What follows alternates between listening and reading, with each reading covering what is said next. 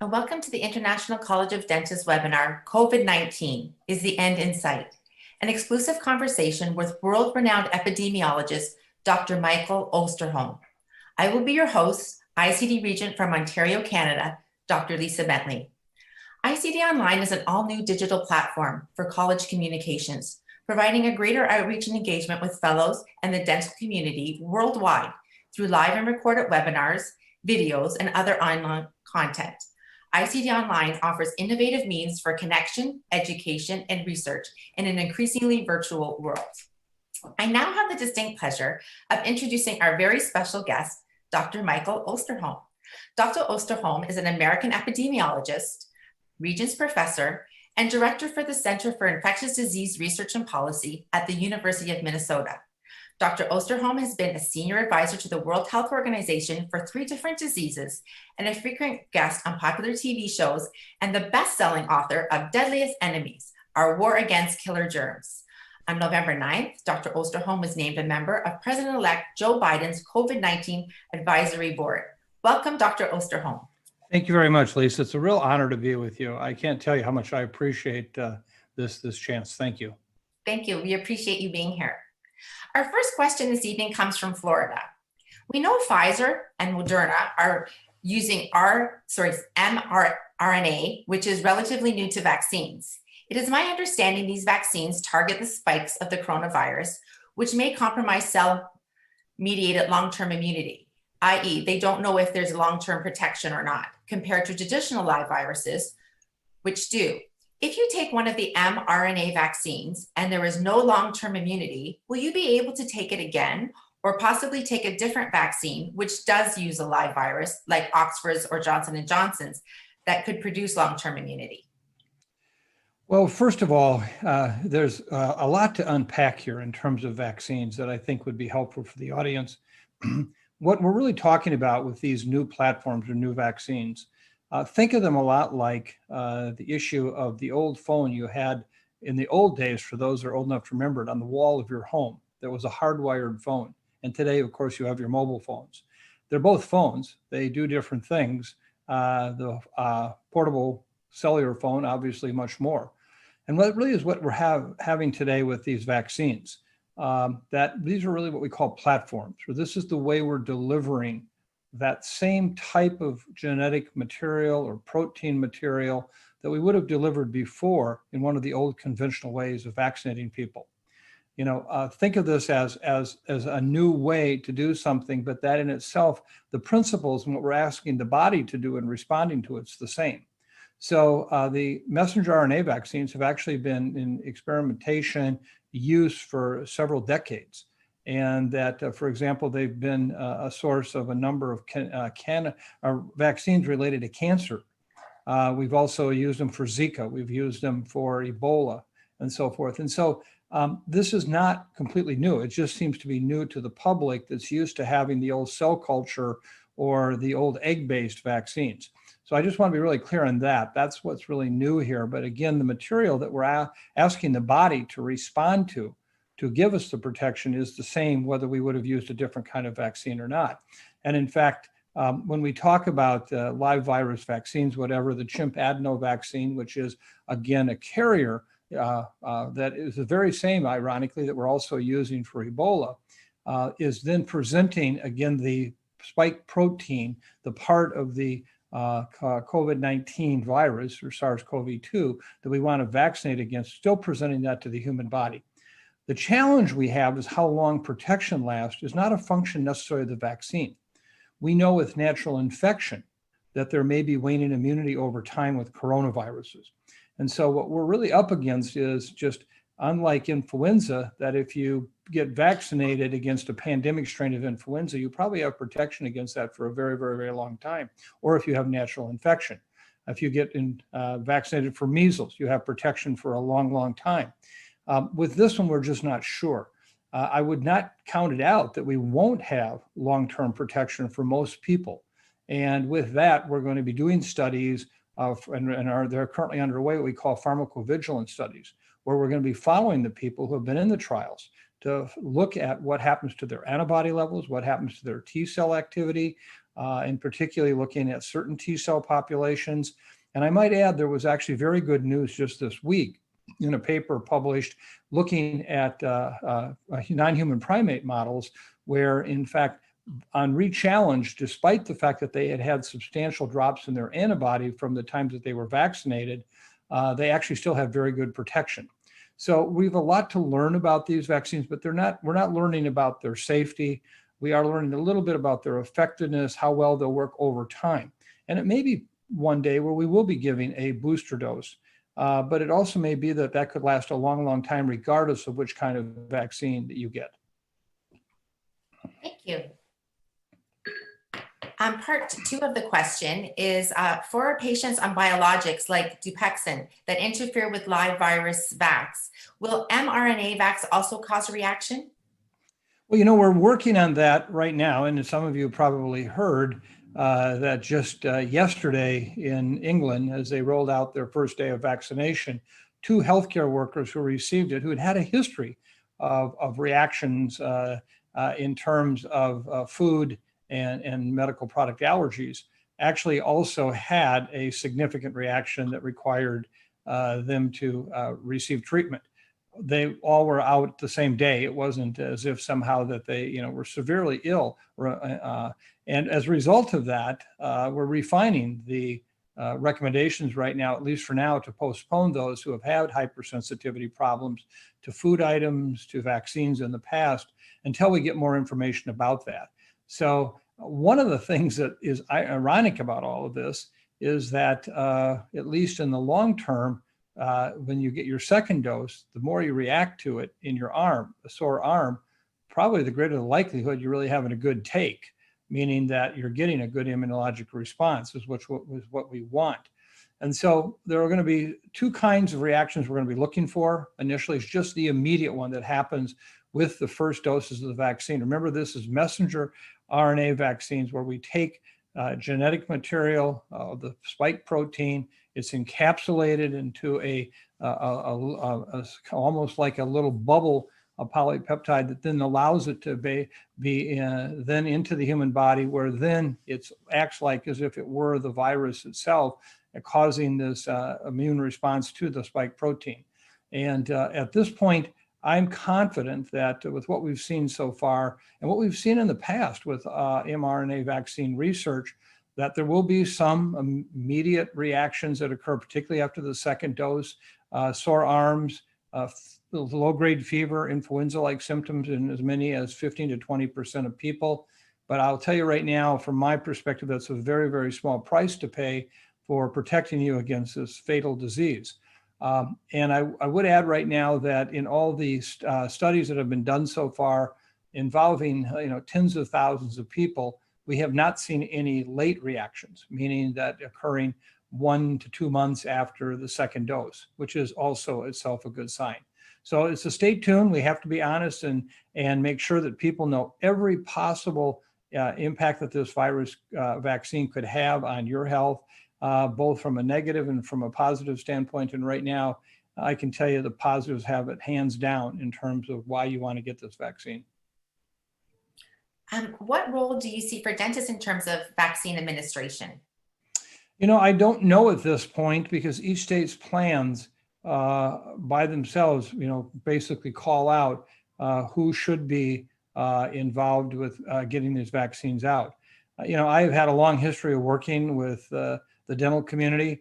I have to say that in the early days of HIV/AIDS, the dental community were absolutely critical in helping us identify early patients with AIDS and hairy leukoplakia. And overall, we have seen the dental community, really play key roles in prevention, but also even more recently. I have to say that right here in our own state, some of the dentists who basically stood up their clinics in the face of significant COVID-19 activity so that patients who had emergency dental needs could be met there in their offices, not in the emergency room, and help us keep the emergency room open. Dentists do play a key role, and they can and should. So, I would very much support dentists being part of vaccine related programs when and where it works for them and as public health can use them. I think we're going to find over the course of the next few months that it's going to be a real challenge in terms of getting the people vaccinated that we need to.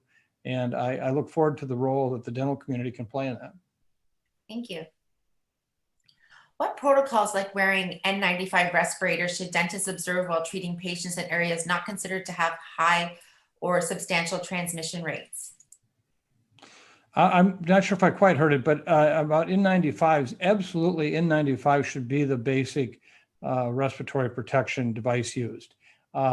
We know that this virus can be transmitted via aerosols, that they float in the air, that just me, if you were in my office right now, and you could light up all the aerosols, I would be a regular kaleidoscope in here. And that happens with any of us talking. And as we've come to learn much more, and the aerobiologists, the industrial hygienists have been involved, we realize that in indoor air in particular, it does pose a significant risk. Now you, in your everyday occupational exposure, are about as bad as it gets, in a sense that you're right there, you're right in that zone. So I think that two things, I think that wearing an N95 respirator is very important. I think wearing face shields in terms of projectile into the eyes, etc., can be very important. And, you know, I have to say that, you know, I surely have not done an exhaustive review, but I think the dental community on a whole has done an amazing job. I've heard of very, very few occupation-related cases of COVID associated with the dental community, which says you're doing something right. I think the second thing is that as all of us, we're human, all of us want to be out and about. And all I can say is that what a number of the cases we've heard about in the dental community actually have occurred from social settings, exposures outside the office and in the practice. And that's true across the entire medical community. Just several weeks ago, the Mayo Clinic here in Rochester announced in their system-wide numbers, they had over 950 healthcare workers out that day with COVID. Not just quarantine, but with COVID. And almost all of those were community acquired. And so if I would say anything, I would, again, support the idea of, you know, what you all consider, you know, minimum protection. I agree. It should be N95s. It should be face shields. And the other issue, of course, is that please, when you're outside of the office, don't stop thinking about prevention and preventing yourself from becoming infected. You know, it's kind of like fixing 3 of the 5 screen doors in your submarine when you just take caution at work and then throw caution to the wind when you're outside the office door. You know, we're all living right now in a world of COVID where it's a 24/7 job. Excellent point. Due to workforce shortages, staffing is challenging. If a dental staff member is living with a positive case who is isolating, why does their quarantine need to start at the end of their isolation? Is there a way to avoid this? You know, we're all wrestling with what the right thing to do with this issue of quarantine and isolation. You know, early on, we had very little information upon which to judge how do we keep people from transmitting to others? How do we pick up those individuals who may not have symptoms that could be transmitting? So let me kind of start from the beginning. Number one, I get exposed today. I'm in a room with someone and I don't have respiratory protection. I wear a Ferris cloth covering, which can reduce the transmission, but over time it can't prevent it. That's why we still really emphasize physical distancing where we must and can. And so I get infected. Now, over the course of, on an average, of the next 5 to 6 days, I will be infected, but not showing any signs or symptoms. It's often in day 4 or 5 where you actually start to get in highly infectious, even if you're not symptomatic yet. And for that potential 20 to 30% of the infected people, number varies to some degree, they may never get symptoms that would allow them to know that they're even sick, yet they're infectious. Now, how long do they stay infectious? Well, we know that the PCR test, the polymerase chain reaction test, is picking up basically a part of the virus that's being excreted. Either it's in the throat, in the nose, and even in stool, we can find it. Now, the challenge we have is, does that mean you're really infectious if you're PCR positive? Early on, we have evidence you're actually infectious, probably just at the same time or a little bit before you actually become PCR positive. But then you stay PCR positive well past the 9 days. That for many people, that is as long as they'll shed the virus. We've had individuals who have remained positive by PCR for many, many, many days, 45 to 80 days. And in those instances, that it was just viral debris that is coming out and shouldn't be judged as meaning you're infectious. So with additional studies, unless you're severely immune compromised, where you may shed the virus longer, count on the fact that from the time you get sick, or in the case where you didn't get sick, but you were test positive, we believe that within 9 to 10 days, at that point, you're not going to be infectious anymore. Now, so that's why the CDC says today, basically after 10 days with 2 days without symptoms, that at that point you don't have to worry anymore. Or in some cases, even if you have 24 hours without, or excuse me, 48 hours without symptoms and have been test negative at the end of that time, that means you're also not somebody to worry about. So now let's go to the quarantine though, because now I was infected and transmitting the virus at least 2 days before I got sick. And now I'm at least transmitting up to another 7 to 9 days.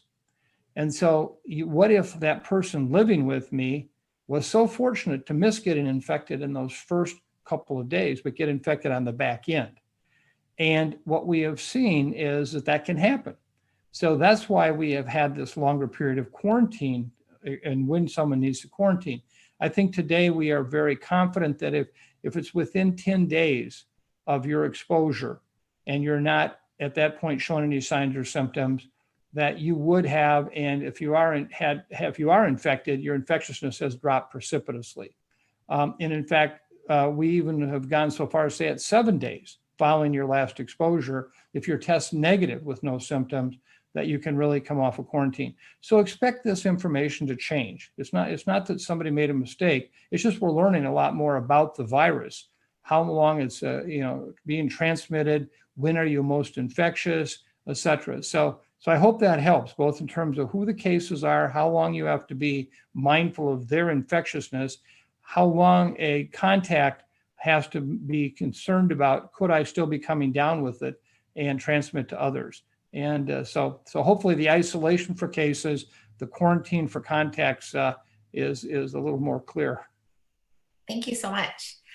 On that note, from Canada, we have a question. We know that there are issues with the PCR test that is being used. Apparently, only the first 20 or so cycles of the laboratory process will detect viable virus. Whether this is transmissible from asymptomatic carriers or not is probably likely. We also know that by cycle 25 to 30 PCR will detect fragments of the virus which are not viable, even if transmitted. My question is this: are the fragments, which apparently can be found in the nasopharynx for as long as 90 days after exposure, generic coronavirus or specific to COVID-19? I have searched for the answer but cannot find anything on it. The reason I ask is that if the fragments are not identifiable as solely COVID-19, could one assume that they could be from another coronavirus, even the coronaviruses associated with the common cold? Yeah, well, let's take that one apart too, because that has a number of assumptions that we need to clarify. Number one, when you're testing for the two different targets from the virus, from SARS-CoV-2, that is all the PCR is picking up. It's picking up the actual virus. There's no other interaction with any other coronaviruses, not even with SARS-1 or MERS-1. And so from that perspective, it is picking that up. The question though is asked about cycle times.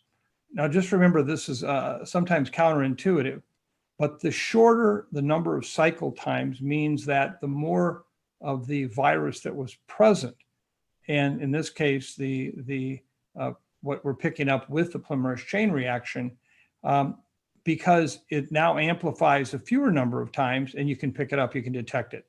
So something less than 20 cycles would be considered potentially a lot of material there. Then you get up higher into the 25, 30, 35, and even 40, where most everyone would agree that that surely is not likely to be infectious material that you're seeing there.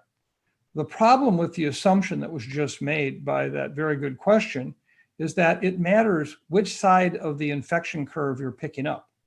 I'm very involved with some major national studies right now where we've actually tested people daily with over 800,000 tests. And we can actually tell you that oftentimes the cycle times early in the infection period, when you really are getting to be highly infectious, we'll see cycle times 30 to 35 and almost 40. And then they come down the further you get into your illness. And then they go back up on the backside of your illness. Now, if that's just infection, you don't know. Am I on the beginning or the end? Am I just approaching the most infectious period with a cycle time of 30 to 35? Or am I actually on that backside, as we indicated there, where you may have viral debris, as we call it, from the SARS-CoV-2 virus? It's no other virus that can last quite some time. So we do use cycle time data to look at in these infections.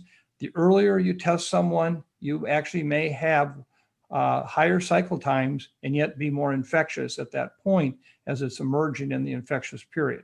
So I'm completely confident that the PCR tests that we're using today are highly, highly specific. We're realizing that they're actually even much more sensitive, surely much, much more sensitive than the point of care test, the antigen test that we see in the lateral flow. And so I think the gold standard is going to continue to remain PCR. We obviously would like better testing that could be point of care testing that was much more highly sensitive and specific, which is a problem. Getting false negatives, a problem getting false positives, which we see very, very rarely with PCR testing. And so again, I'm a big supporter of it. I just wish we could turn it around in minutes to hours at most and not days. Excellent, thank you. From the ICD Secretary General, many organizations, including the ICD, are having to make decisions regarding their events, meetings, and ceremonies. Do you think that an in-person meeting of over 300 people from around the world, including a gala dinner, a live symposium, and a grand convocation ceremony, can be safely held at any time in 2021? Many of the attendees would be traveling significant distances. Yeah. Well, we have two things to consider with regard to that very important question. And of course, it's being asked not just by ICD, but it's being asked by the world right now. Let me start with the one that is, I think, going to have the most impact long term. And that is the fact, will you have vaccine? Right now, the high income countries have really tied up a lot of the vaccine that's there. Unclear yet quite what will happen with the Chinese, the Russian vaccines, potentially even the Indian vaccines. But I'm part of a group that's been looking at availability of vaccine over the course of the next 2 to 3 years.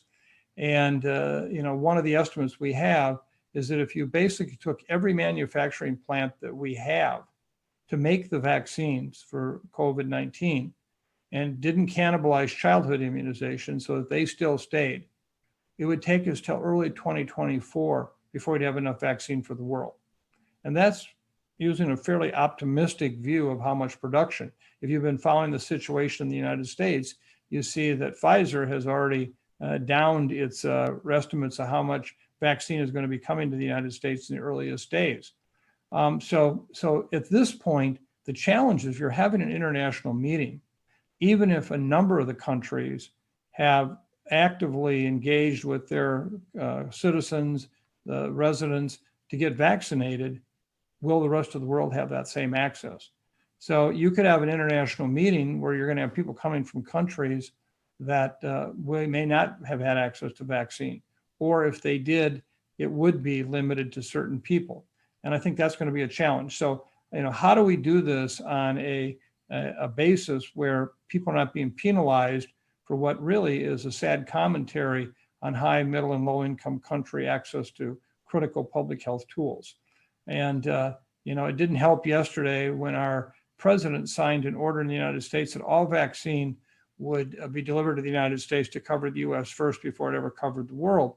And I understand we all want it, but if we don't take care of the rest of the world too, we will see cases continuing to come into the United States. We can't be an island in of ourselves.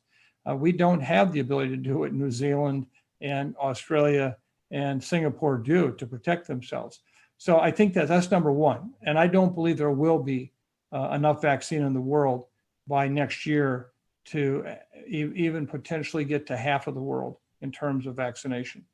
The second thing I really am concerned about, and one that we have paid very, very little attention to, we just have spent $9 billion on Operation Warp Speed in the United States. We've taken the very basic phase 1 research and development to phase 3 to clinical trials, bringing them before the FDA for approval, just as they've been done in Canada and England. And, that's an incredible accomplishment in 11 months. Oh my. But you know what? We have forgot about the last mile, and more specifically, the last inch. And what I mean by that is that how we deliver these vaccines still is a problem. The Pfizer vaccine presents real challenges at its minus 94 degree freezer requirements and how that gets delivered. In addition, when we look at these vaccines as such, healthcare right now is under fire. 1/3 of all the citizens in the United States right now live in a county where they're within 1% of all the ICU beds being filled. 1/3 of our population tonight lives there. This is true in Europe. We're seeing it even in parts of South America and Africa. And so one of the challenges we have right now in terms of what's happening is what will be the use of these vaccines in healthcare? Will we be able to get them into healthcare workers quickly when they're putting out the fire? Who's going to be vaccinating them? Who's going to basically deal with if you do have that sore arm that you may have to miss a day of work? When in fact, you, like many of your colleagues, have just worked your third 16-hour day in the last week because of the shortage of healthcare workers. So it's going to be tough to deliver these vaccines quickly as I thought. But even more importantly than that is this last inch. When we look right now, there is so much misinformation in the public domain about these vaccines. Survey data from Europe and the United States, I've not seen it yet from Asia or from South America or Africa, how many people will take these vaccines? We've had Gallup poll data suggesting recently that 45% of US citizens are very leery of the safety issues. I just saw data this week that was very disturbing. 34% of American physicians say they're probably going to wait at least 6 months to get the vaccine just to make sure that if there are any safety problems that they're worked out. Well, if you're a patient of that doctor, what are you going to do? Are you not going to follow their lead? In the BIPOC community, the Black, Indigenous, and persons of color communities right now, the rates of concern about these vaccines and the safety of them are incredible. I've seen recent data on young Black men where 74% of them said, this is just Tuskegee all over again. I'm not going to take this vaccine. It's an experiment.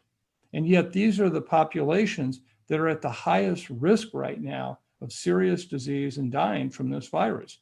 And so we have done nothing in the United States. Europe has been very slow too, to actually promote these vaccines by telling a story. What is Operation Warp Speed? What is this terrible name that makes it sound like every shortcut was taken that could be? What really happened? There were no shortcuts. It was an amazing process where instead of doing A, and then when that was successful, doing B, when that was successful, doing C, that might very well take 5 or 6 years to do that.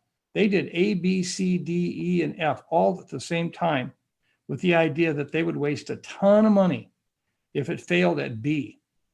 And so they even started manufacturing before there was even a sense there might be approval. Now that is not a shortcut for safety. They still have the same safety data we would have had if this had been a 5-year process. As we sit here today filming this, just think about the fact that over 2,600 citizens in the United States died from this disease today. If you want to get one real sense of what it's doing, it is now the #1 cause of death in the United States. We're seeing similar pictures in Europe. Clearly in the developing world, we've seen this in low-income countries. But what's really telling, we have our early estimates of what this is doing to life expectancy at birth in the United States. And this, of course, being a measure of overall good health. And when you look at what's happened to date, this does not even include the month of December, which is going to up it even more. We will see a decrease in life expectancy at birth for this year of about 1.4%. It will take away all the gains that we have made as a country in the last 10 years. And to compare that, we've all been concerned about something like the opioid crisis. The opioid crisis over the course of the last several years has changed life expectancy by 0.1%.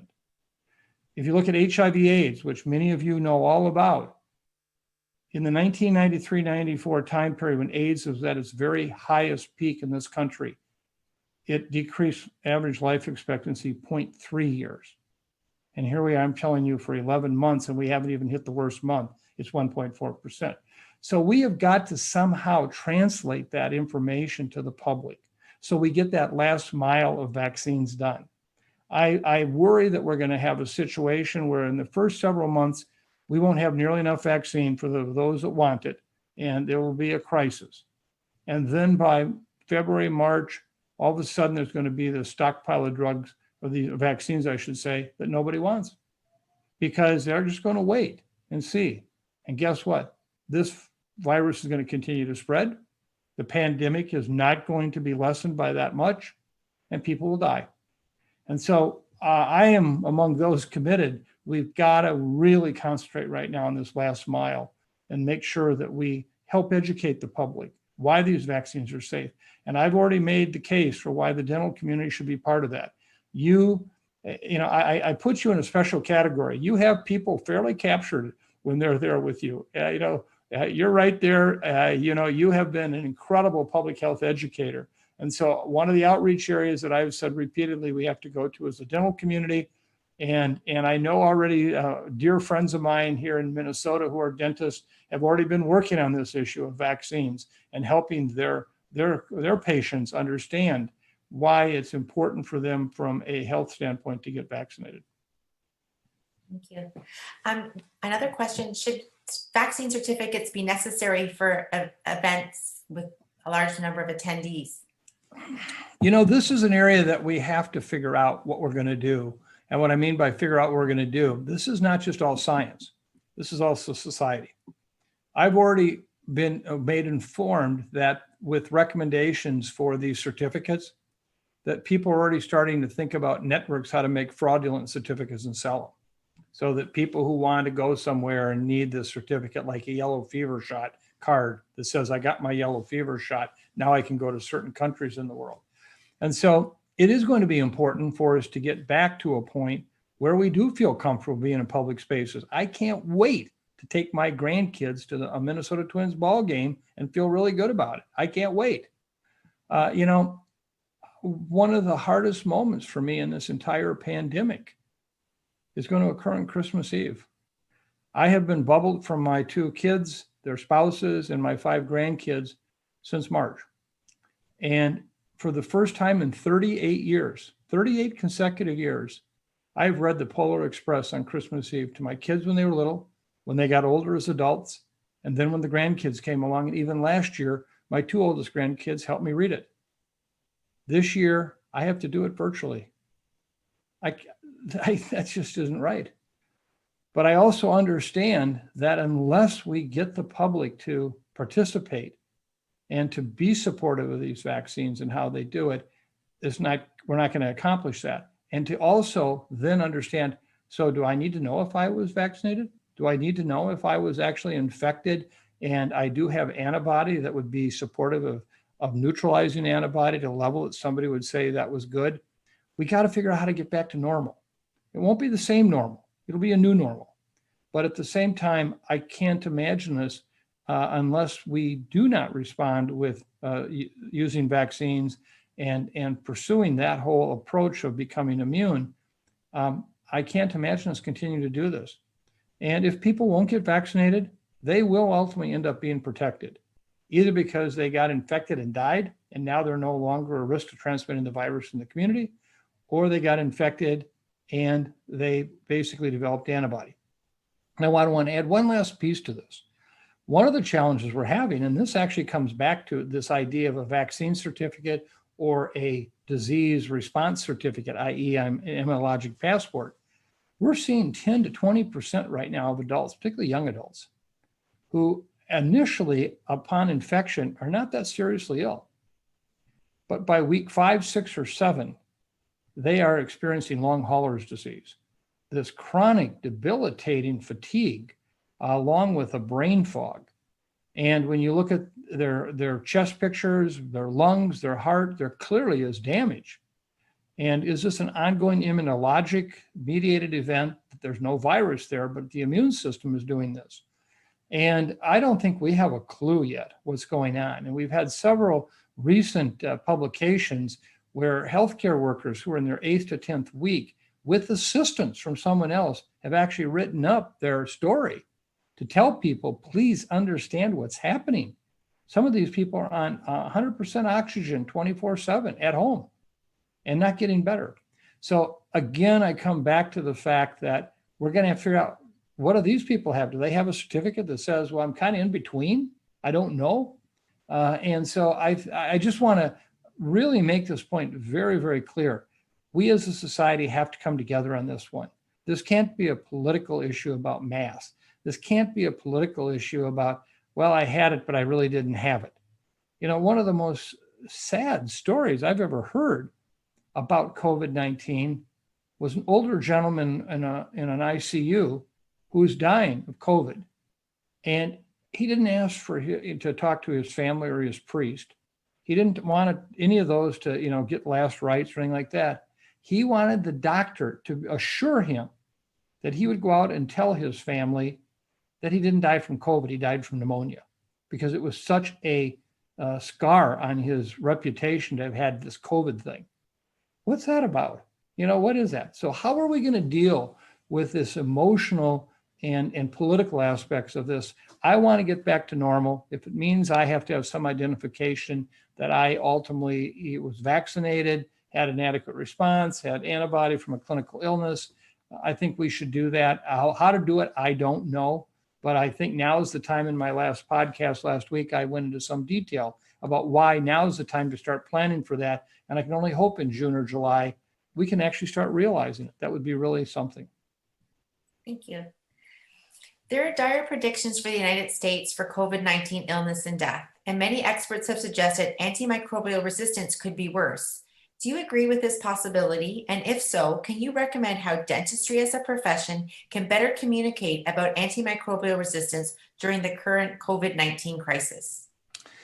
I'm so glad you asked that question. I think that's the first time anyone in the last 11 months has asked me that question. And it's really an important one.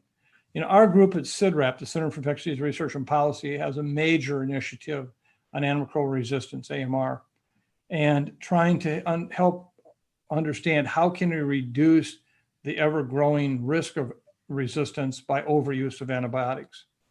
And what we're seeing right now in many of our healthcare systems is, a firestorm where throwing many things at it.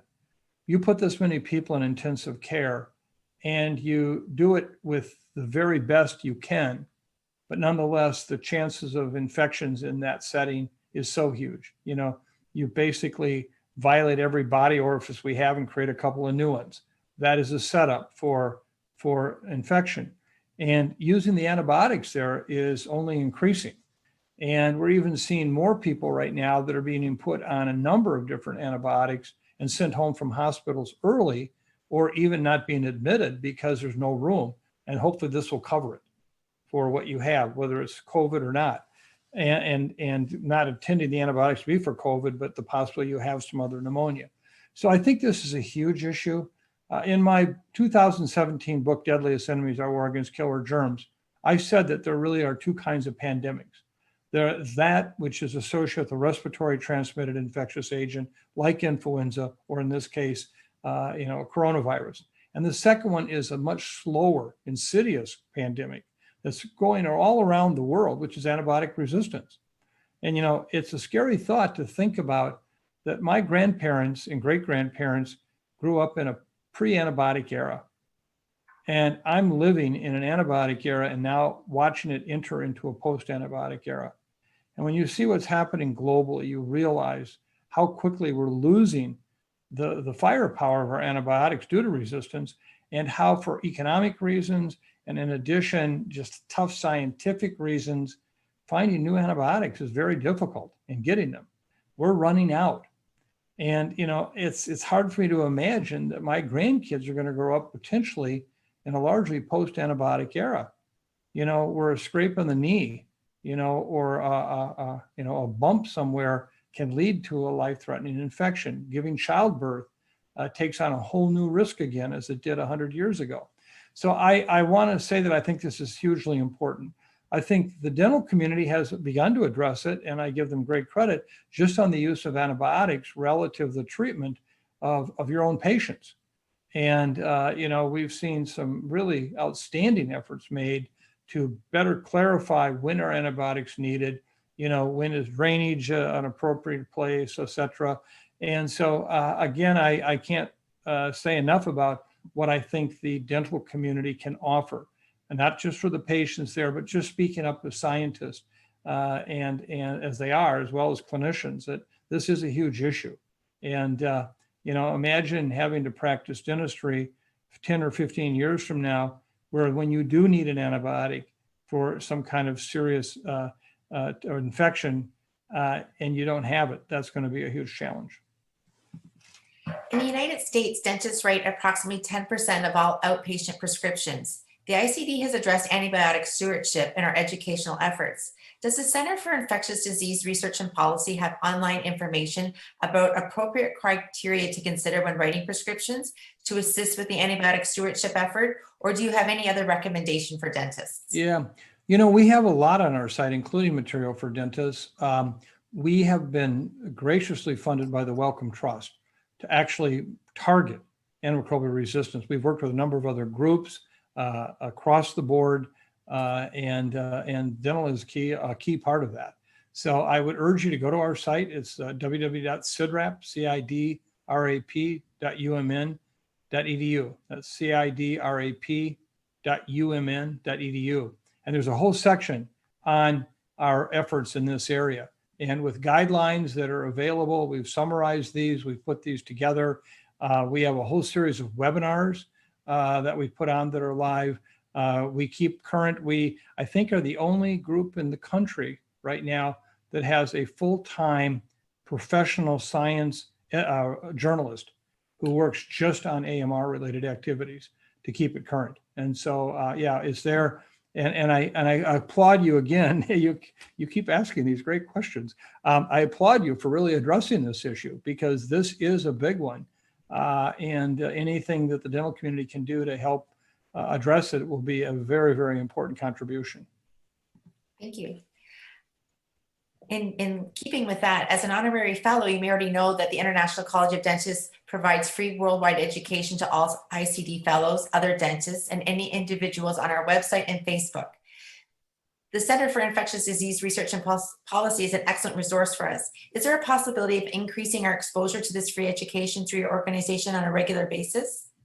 Yeah, absolutely. Ours is all free content too. And so, in fact, what we do is we have original content, surely, but what is really important is we end up kind of being the aggregator of content from around the world so that people can have one-stop shopping. We vet it for its quality and put it on there. And there is that very information from the work that, ICD and others do in the dental community. So we welcome that. There are many opportunities for partnership here. And let me just say one last thing. I have to admit, I was really taken aback when I found out that I was being nominated for this very illustrious honor with ICD. And when I found out I actually was accepted in as such, I first of all said to myself, as only an Iowa small town boy could say, would I want to be part of an organization that would have me as a member? But I decided I would. I quickly jumped on it and said I would. But the second thing, it was very touching. And I have to say, I got tears in my eyes. It was really an honor that you would consider that. And, so many of my dear professional friends are dentists, so much of the collaboration over the years. And I just see what you do. So I'm incredibly honored to be here. And now that you have me, get your money's worth, okay? However I can help, I will do what I can to further the mission of ICD, and particularly in this area. I think this is a huge area. Thank you. Another question in this area. Well, antimicrobial resistance related deaths are over 35,000 per year in the United States. Do you see these numbers increasing over the next 5 years? You know, my problem with that statement is I wish it would just be increase. It, I think, is going to explode. And that is a big, big concern. You know, we've really let our guard down over this past year. I mean, one of the things that we'll find when we do a postmortem on this pandemic is how many other public health programs, medical programs have suffered immensely. Mental health, maternal and child health, immunizations, antimicrobial resistance, and AMR in general. I mean, I can go down the laundry list, mosquito-borne diseases, HIV/AIDS. It's just been a huge, huge hit. And as I mentioned to you earlier, when I talked about life expectancy has dropped almost 1.4 years this year alone, and it's going to go higher with the month of December included, that was almost an unfathomable idea saying, well, that was 1918 type stuff. Okay. No, it's here.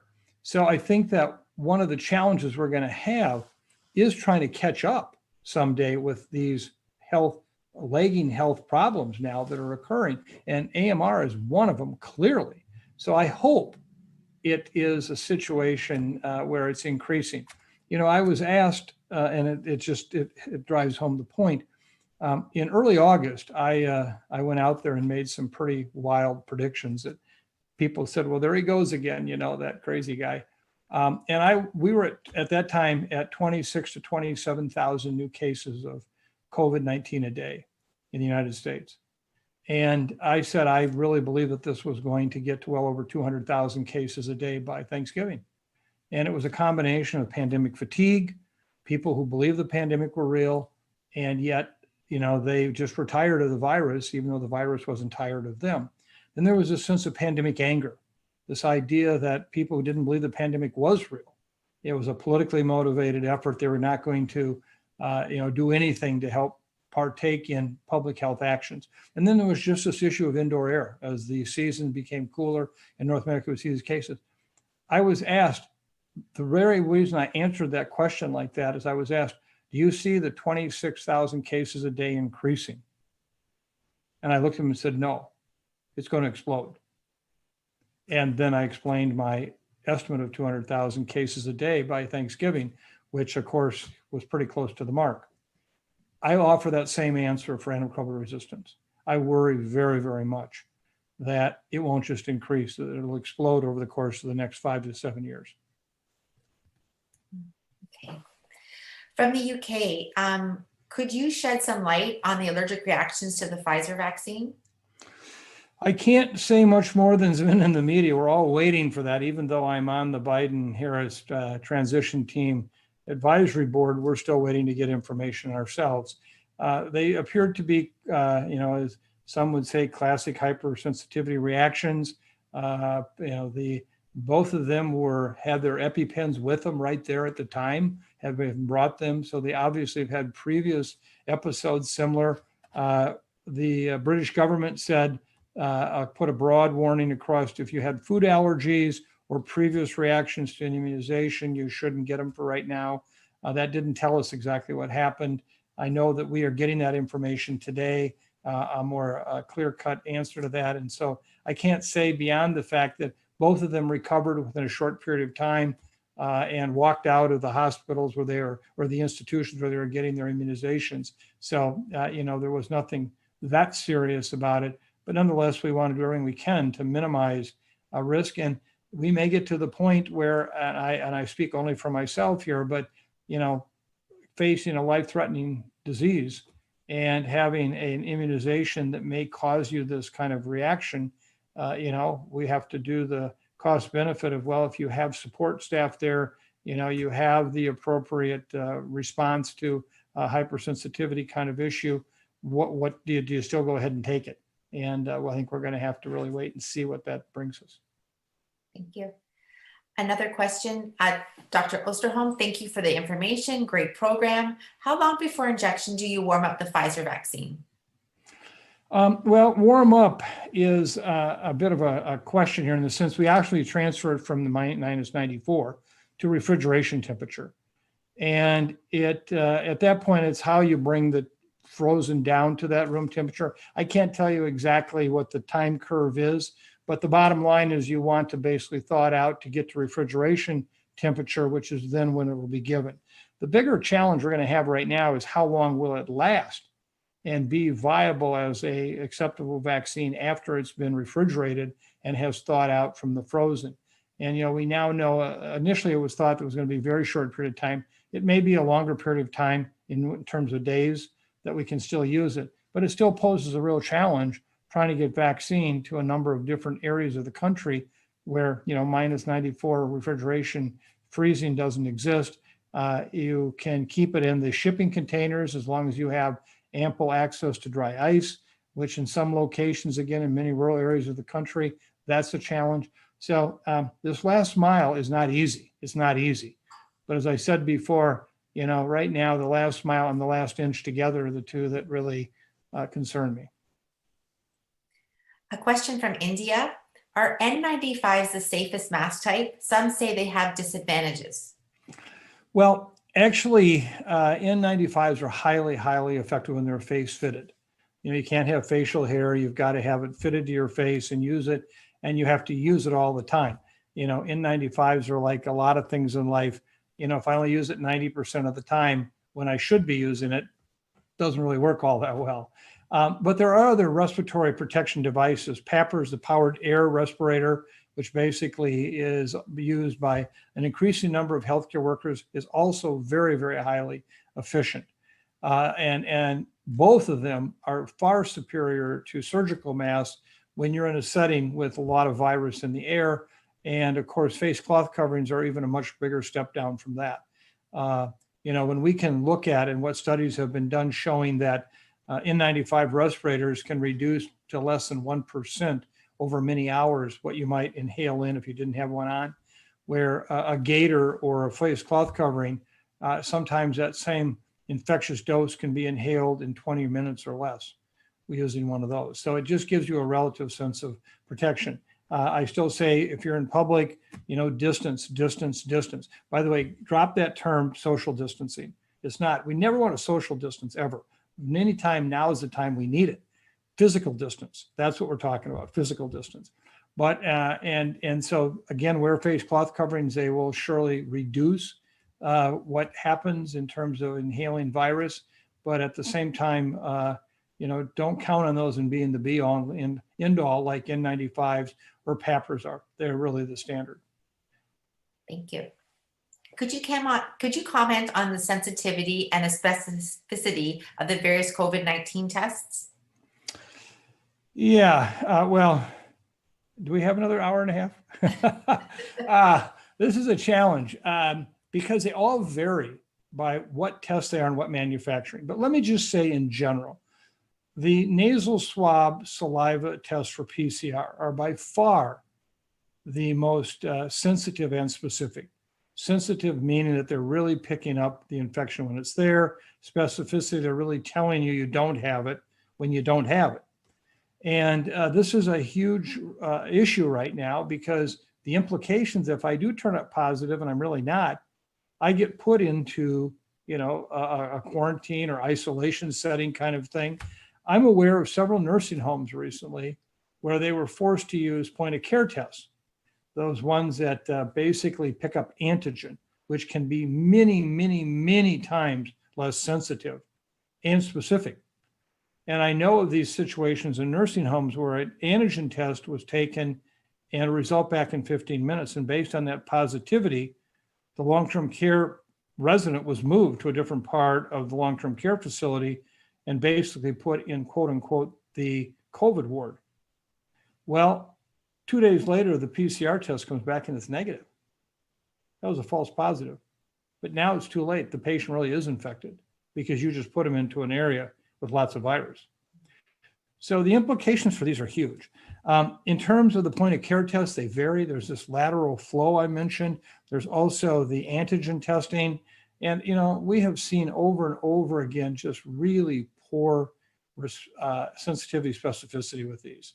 And so I know there's a lot of people that right now are saying test with these as surveillance tests, which, again, if you get false positives, are you going to really go in quarantine or isolate yourself for a long period of time only to find out if you do get a PCR test with saliva or with the nasal swab that you're not really positive? What's that going to do to in our communities of confidence around testing? And so I think right now, I understand why people are pushing these point of care tests until they improve in sensitivity and specificity. I've got some real problems with them. And I think that, again, PCR testing is there, but we've got to speed it up. And from our best understanding right now, supply chains, January should get much better for several of the PCR tests that are being done, both by specific companies, but also even by the laboratory developed tests from certain universities. And I think when that happens and we can turn these tests around quickly, that's what's really going to be helpful. So we have time just for one final question. The International College of Dentists has a large number of excellent dental practitioners as members. Would an institution such as yours benefit from partnering with the ICD in the creation of practice-based research networks made up of willing ICD fellows? I learned a long time ago that public health is a team sport, and there's no I in team. The more you can collaborate, the more you can work together, the more that gets done. That's often where 1 + 1 = 3. So I would welcome the opportunity to have much more conversations with ICD, as now I can kind of say I have one foot in both camps, ICD and CIDRAP, and how we can partner with you. And, our goals are common. Our reach is both very large. We have a very large international component to our information where it goes out. So I think this would be a great idea. And so I look forward to it. And you can hold me to that, okay? That sounds great. Thank you so much, Dr. Osterholm. It was so nice spending this time with you, and you gave us amazing information, and it was very relevant, and we really appreciate your time. Well, and thank you, Lisa, and thank you to ICD. I'm very touched. I'm honored. Some of my very dearest friends are members, and I so appreciate it. So it was my honor to be with you tonight. Thank you. Thank you. And thanks to everybody for joining us today. We look forward to seeing you at our next ICD online event. You can access the recorded version of this webinar on www.icd.org. To help us continue to improve our webinars, please complete the brief survey that will appear on your screen shortly. We look forward to seeing you again soon, and we're hoping everybody has a happy and safe holiday season. Thank you so much.